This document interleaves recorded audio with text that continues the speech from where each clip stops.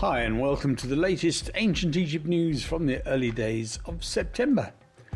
Referring to the videos circulating on Facebook, which shows a tourist placing an oil-like substance on the walls of the tomb of Ptapshepes in the Abu Sir archaeological area, the Ministry of Tourism and Antiquities would like to clarify that this video is old and not a recent image as reported.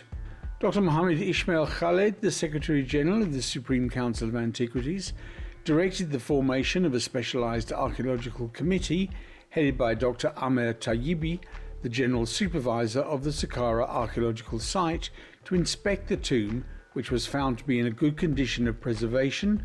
Its walls and carvings are completely intact, and there are no traces of dirt, liquids or stains having been found. The Ministry of Tourism and Antiquities once again urges social media sites to check accuracy before circulating or publishing any unreliable information that may provoke public opinion, and it emphasises that the utmost care is taken to protect and preserve all archaeological sites. France has awarded the insignia of Chevalier of the Legion of Honour to Professor Khaled el-Enany, Egypt's candidate for the position of Director General of UNESCO and the former Minister of Tourism and Antiquities. The decoration was presented by French Ambassador to Egypt, Eric Chevalier, during a ceremony held at the French Embassy in Cairo. This prestigious award recognises el-Enany's exceptional career dedicated to preserving Egyptian heritage, advancing scientific research and strengthening Franco-Egyptian relations, as well as his contributions to international cultural cooperation. Ambassador Chevalier described Professor el-Enany as a proud Egyptian, a Francophone and a Francophile who has long been a valued partner of France in the fields of archaeology, culture and education. France also reaffirmed its full support for el-Enany's candidacy as Egypt's nominee for UNESCO Director General, underlining its commitment to effective multilateralism. UNESCO, the ambassador emphasised, remains a key institution that embodies this vision across education, science, culture, communication and information. Egypt has installed for the first time a state-of-the-art air purification system inside the Great Pyramid of Khufu, the last surviving wonder of the ancient world, to safeguard its fragile chambers and enhance the visitor experience. The initiative, carried out in partnership with el-Arabi Group and Sharp Corporation of Japan, reflects Egypt's growing commitment to sustainability and green tourism. It comes only weeks after the introduction of a new eco-friendly lighting system inside the pyramid. The system reduces energy consumption and casts a dramatic glow over the narrow passages and stone blocks, amplifying the site's mystery and grandeur. Dr. Mohammed Ismail Khaled, Secretary General of the Supreme Council of Antiquities, accompanied by Sharp's Hideyuki Nagamine and el-Arabi Group's Mohammed Abdel Jayed el-Arabi, toured the chambers to assess the new systems. During the tour, Dr. Khaled emphasised that the purifiers are not just a technical upgrade, but a vital measure to stabilise humidity levels and clean the air, protecting the pyramid's inner walls from erosion. It is a modern solution to an ancient challenge, he said, noting that the improved air quality also ensures a healthier and more comfortable environment for visitors navigating the pyramid's confined spaces. Meanwhile, Nagamini described the project as a gesture of respect for Egypt's unparalleled civilization, while el-Arabi also highlighted the role of technology as a necessity, not a luxury, in protecting world heritage.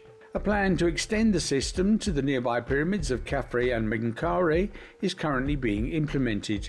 These efforts mark a significant step in transforming the Giza Plateau into a model of sustainable tourism. They safeguard the ancient stones and make the wonders of Egypt more accessible and inspiring for future generations. In a bid to strengthen their partnership on cultural preservation, Egypt and China recently signed a Memorandum of Understanding, an MOU, on maritime archaeology and underwater cultural heritage at the Bibliotheca Alexandrina in Alexandria. The agreement seeks to enhance cooperation and exchange between the two countries in maritime archaeology and underwater cultural heritage. It also aims to facilitate joint research, cultural exchange programs, and training initiatives for archaeologists, conservators, and researchers from both Egypt and China.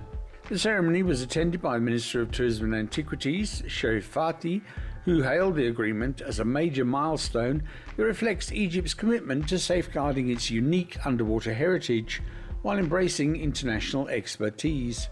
He emphasized that the collaboration underscores Egypt's broader vision of knowledge exchange with other leading countries, particularly China, with which Egypt shares historic ties and deep-rooted civilizational bonds as two of the world's oldest cultures.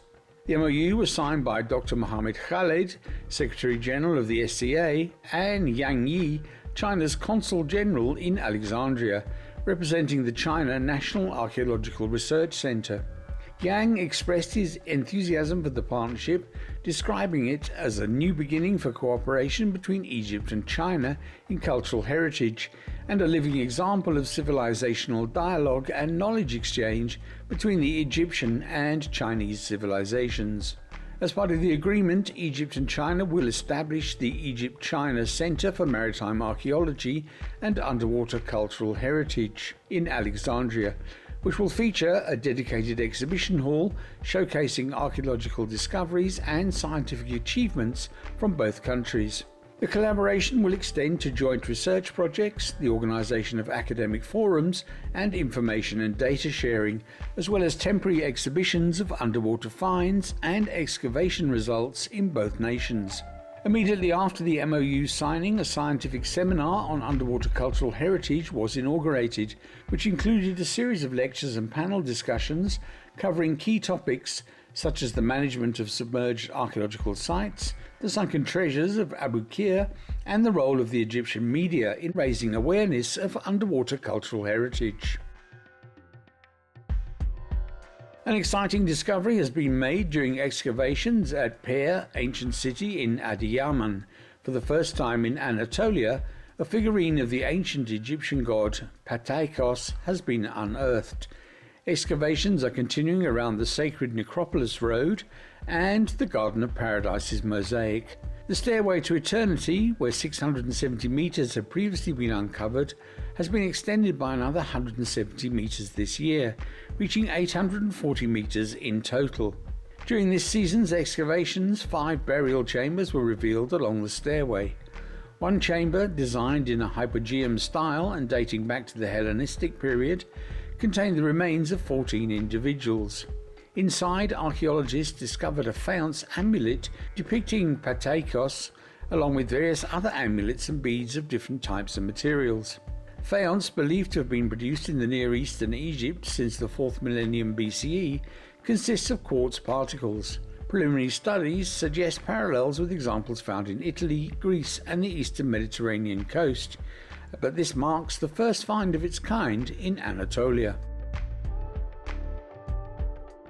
And a one-of-a-kind sun hat, likely worn by a Roman soldier in Egypt, was recently unveiled for the first time, and its survival is considered miraculous. The sun hat is currently on display at the Bolton Museum in Greater Manchester in England.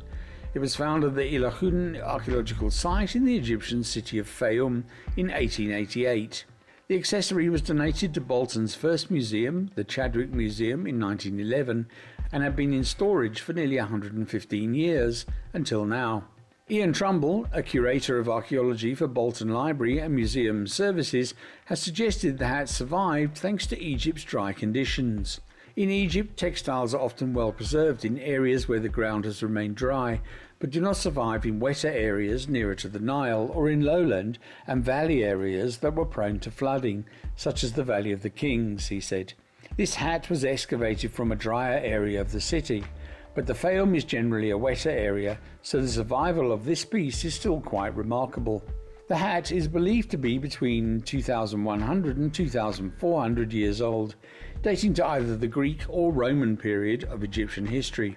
Our current theory is that it was worn by a soldier who could have adapted it for Egyptian conditions when they moved with the Roman army from Anatolia to Egypt, Trumbull said. There are only 2 similar hats in existence, the expert noted. One is in Manchester, while the other is in Florence. And that's it for this week. This news podcast is brought to you by Ted Laux and G&T Tours. Ancient Egypt News is now rated in the top 5 Egypt history podcasts according to feedspot.com. Follow us on social media and now on YouTube. Thanks for listening to this episode. Please feel free to comment and share. Until next time, thanks again. Cheers. Bye-bye.